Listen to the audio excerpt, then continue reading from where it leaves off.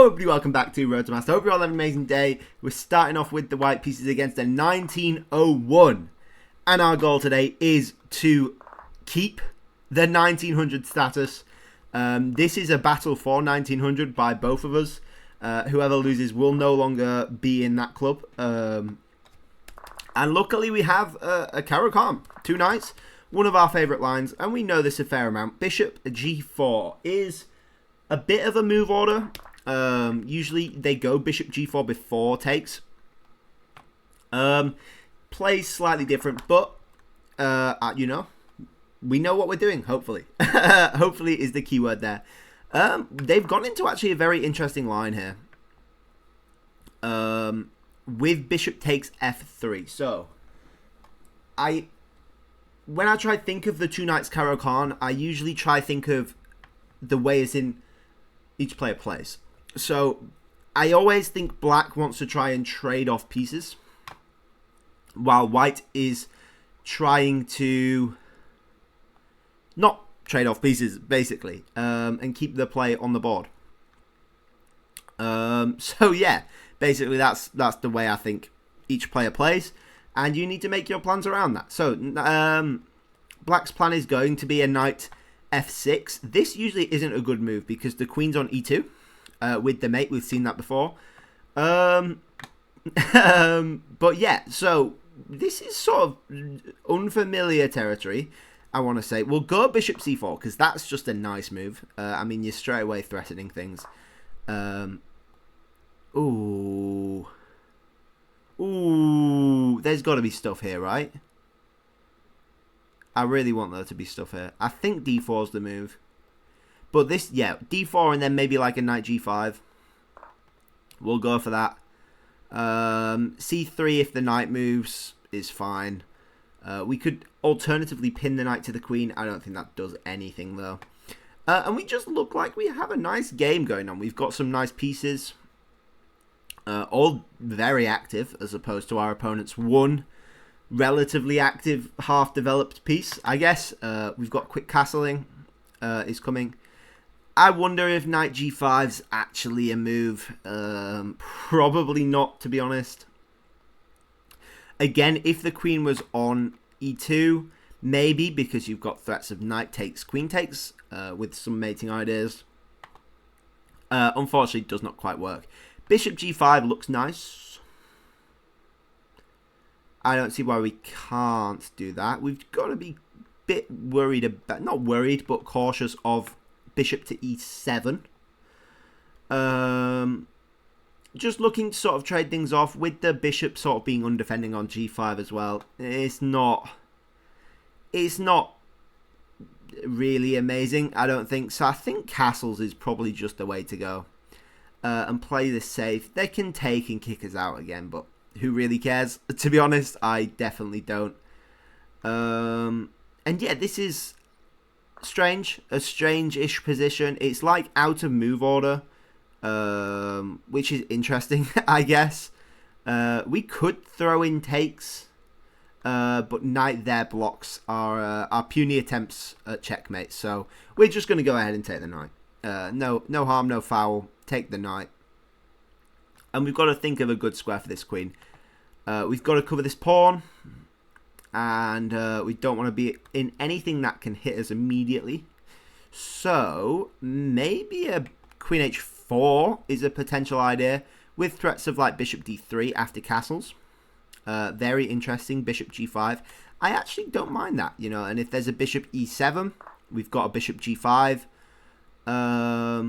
You know, I'm not totally upset, to be honest. A trade of bishops probably is fine, to be honest. It usually not something you want to go for straight away, but I don't think there's anything wrong with this. A knight versus bishop endgame with our pawns on dark squares probably works slightly in our favour. I don't know if I would trade off queens, to be honest. Okay, I think we have to take this bishop. I don't think there's any tricks we can do. Yeah, I don't think there's any tricks we can do. F4 knight takes is a problem. So we're just going to go ahead and take the bishop. I probably have to take the queen, to be honest, because I don't want to be moving this much more than I have to. So we're going to go ahead and take the queen. And if knight takes, they've danced their knight around a fair bit, and we can accept that as some form of compensation, I guess, for the loss of our attack. We could play like a h4, potentially, a4, sorry. Try prevent this bishop from getting kicked about. I think that's actually what I'm going to do, because I do like the freedom this light squared bishop has in the Caro-Kann, especially after like a c3. They long castle. They long castle. I don't think that's the way to play it, to be honest. I don't think that's the way to play it. I've got some relatively quick pawn breaks, and potentially the attack could still be on. The attack could potentially still be on. Yeah. I like that. I like that knight placement. It sort of prevents the immediate c3. But I think a rook c2 covers that well. And if we're going for a b4, b5 push, the pin potentially could work for us.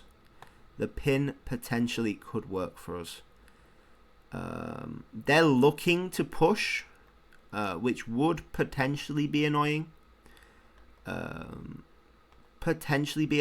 B4 push. They are offering a draw, by the way. And I don't think we want to take the draw. I'm not a big fan of taking draws, to be honest. Not a big fan at all. I think we have the play here anyway. So I don't think we're going to take this draw. A5 could work, limiting the placement of this knight. It's potentially stopping any b5 break. So that's a problem we need to sort of consider, maybe. Alternatively, we could just leave this here. And put the bishop here. There's no harm in that, I don't think. Probably on f1 instead, just to avoid any knight tempos. And then we consider a c4 break potentially. That could be quite nice. So I think we're going to play on, and we're going to play b4. And we did spend a bit of time. We spent a minute and a half on that move, but I think that's a valid move to be spending time on. You talk about time management, and it's easy to think that just means playing quickly. But it definitely means more than that. I think it means knowing where to spend your time, knowing which moves are key and which moves aren't, so you can spend more time on the key moves, and not ignore unimportant moves, but you don't have to calculate as deeply for those. And I think it's about finding the right plan as well, which I think is super important. King c7, I don't mind that. To be fair. b5 takes there. c4, knight there. Isn't particularly taking my fancy. I don't think. Takes. There, takes. Nah. Rook a8, I think, is the whole idea behind it. You've got a c4, then takes. Yeah. I don't think so. Takes is still an option. I want to sort of leave that for as long as possible, to be honest. I think a bishop f1 here actually wouldn't go amiss. And just sort of hang tight with this bishop a bit, because it's probably more in our way than anything. We can still push b5, we can still push c4, nothing's changed. But I think bishop f1 just gives us a bit more room. We can think about an a5. I actually do really like a5. Move this rook over to b1 and then consider some of these breaks. I actually don't mind at all, to be honest. And it locks their pawns on light squares, which I do like. We'll move over to b1. They move their knight, which is interesting.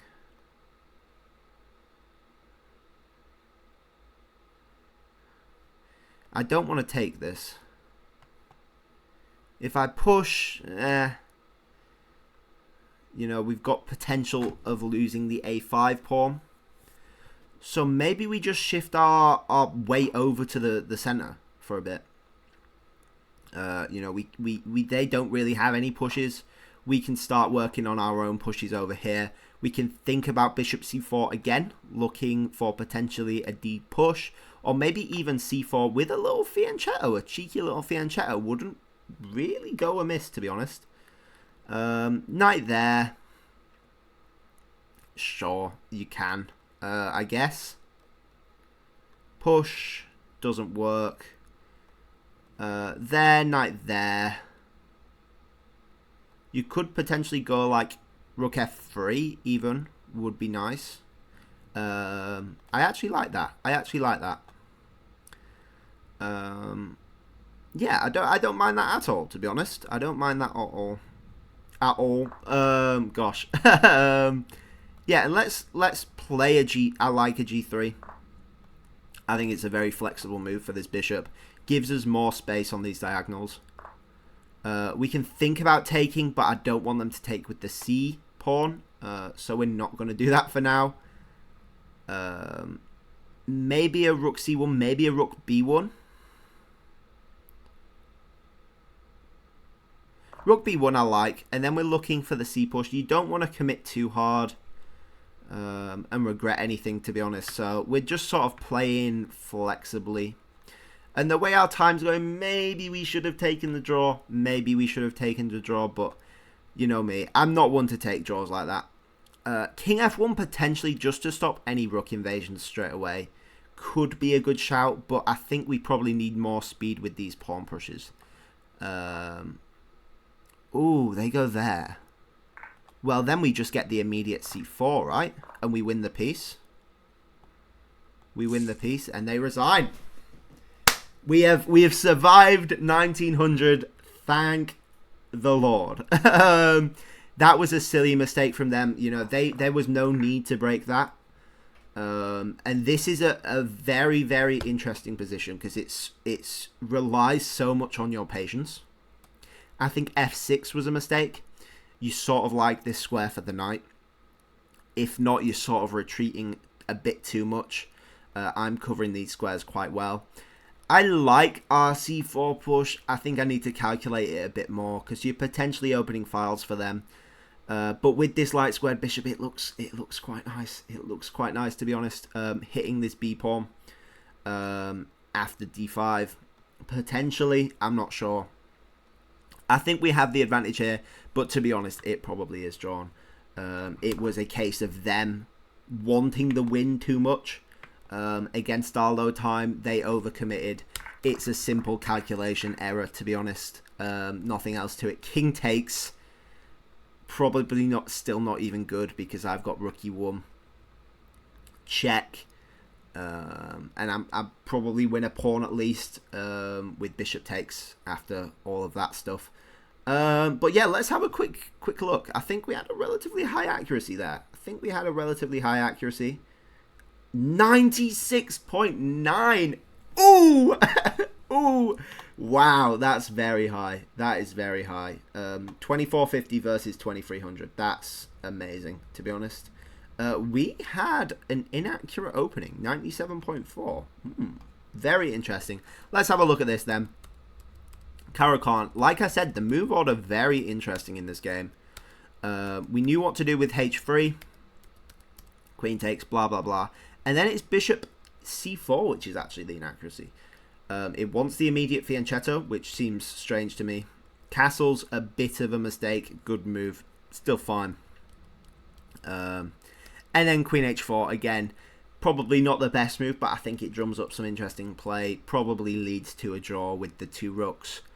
Long castles I don't really like. I think it's much simpler to short castle. You're not risking any immediate breaks. And you're in for a pretty easy draw. But once you castle queenside, you know, I'm fishing for pushes. Basically, you've sort of given me the play while it's still probably a draw. You know, it's unnecessarily complicated, if you get me. I liked bishop f1 here. b4, good move, by the way. A5 again. Bishop F1, I think is very flexible. This bishop's, while it looks good and it looks like it's controlling a lot of stuff, it's more in the way. You, like, especially with the king there, you want to be pushing these pawns and breaking through, I think. And it gives options for a very nice fianchetto bishop against this B pawn specifically. And yeah, rook A8, we had to sort of lock it up, I think, there. We don't want to be fighting and trading off the rooks. We very much want the rooks on the board still, because our pawns on dark squares, our bishop's just a little not very defensive. It's more of an attacking piece. So we would like to keep the rooks on the board and keep this closed, I think. The closed position would naturally benefit the knight. But the way we are controlling the pawn breaks, I think it's fine to play with a bishop like this. Then rook e1, blah, blah, blah. Rook d3, I think, is the only reasonable way of defending the pawn. The computer, for some reason, wants a c4. That's insane. That's actually insane, to be honest. You can just take this. No, you can't, because the knight's getting trapped. No way. Really? Please enlighten me. Please enlighten me. What have we got? Rook b1. c5. Defends the knight. Takes. King takes. Oh, and then you have check there. That's insane. No, but then you counter hit the rook. Oh, and then you pick up the... Wow. The idea is not even about the knight. It's about the pawns. Oh my gosh. You use the tempos on the knight in order to make threats on the pawn. You give them the A pawn in order to clean up on the king side. That's actually ridiculous. That's very much ridiculous. Wow. I love that. Rook d3. F6 again. I don't think this is a very good move. It's hard to mess this position up, to be honest, so it's fine. But, you know, it's a 0.3 difference. Still zeros. Fianchetto, just looking for any sort of play, and then you know, you get to caught up in winning that you make an overcommitment, and it doesn't do you well, and that's all down to this king being in the middle of the board, which is completely unnecessary. You castle kingside, your king's tucked away neatly. You're covering all of these in case of a rook lift, and it's just fine. You know, you're not worrying about these pawn breaks on the edge of the board. It's, yeah, that's all it comes down to. And I think, to be honest, declining that draw put them in the psychological position where they wanted to prove me wrong. And wanted to win in order to show, you know, superiority or whatever you want to call it. So I think, yeah, that's why I don't like offering draws. You know, if something's going to be a draw, you play it out. There's always a chance someone could make a mistake. But when you're offering draws, you're offering your opponent your views on the position, if you get me. And they might agree with you and they might not. So it depends. Also, when you offer a draw, you're psychologically giving up on the position, I think, which will make you play worse moves. Like, that's, I want to say it might make you, but it will make you, I know from experience, it will make you play worse moves because you're hunting for the draw, and you should never be hunting for the draw. A lot of the reasons draws work are because both players have threats, and you can't, like, get in those positions unless you're actively making threats. But that's just my opinion. Anyway, thank you all for watching. I hope you all enjoyed. Please like if you liked. Please subscribe if you really liked. And I'll catch you guys all tomorrow. Bye-bye.